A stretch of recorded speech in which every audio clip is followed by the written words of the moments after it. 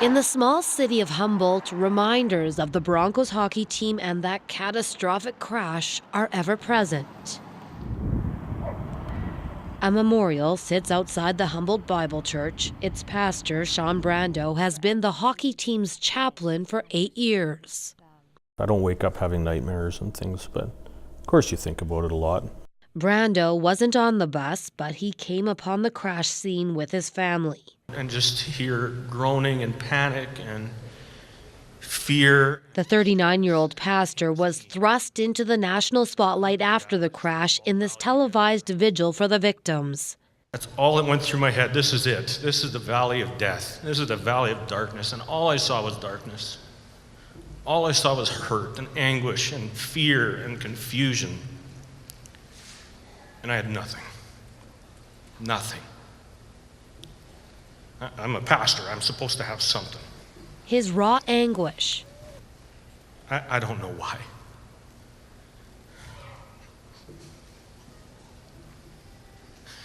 I don't know why. And questions resonated with a nation. Where was God?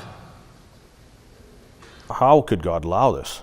And that's really at the heart of it. And where was God in all of this? For him, it wasn't a crisis of faith, but he knew it could be for others. If God was a God that we could fully understand and could dictate what we thought should happen, this world would be in rough shape.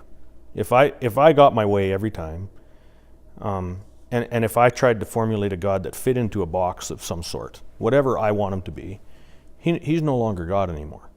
Hope and humor are his salvation. At Saturday's memorial, the pastor will again search out the faces of 29 families grieving lives lost and lives shattered, survivors left paralyzed or coping with brain injuries. The families united yet unique. There's great strength to grieving collectively that way. There's great comfort in that, but at the same time, it's hard to do and hard to keep doing. Grief, he says, is messy. So where you have one person who's been able to move to forgiveness, another person can't, and so it creates an issue of, well, how dare you forgive that person? And then the other person says, well, how dare you be so behind in grieving? And so it just presents some strain that isn't meant to happen in grief.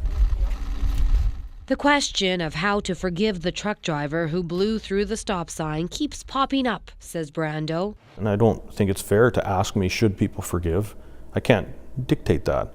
But the Bible's really clear for those who have been forgiven by Jesus, we are called to forgive because we understand what it means to be forgiven. I can't dictate when a person should get over grieving. You don't get over that, but how do we move forward?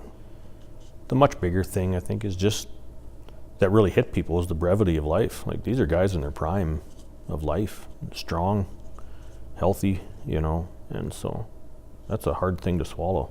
His message now is one that he often shared with this team of young men. Some of us will have 20 years, for some of these guys, some of them 16.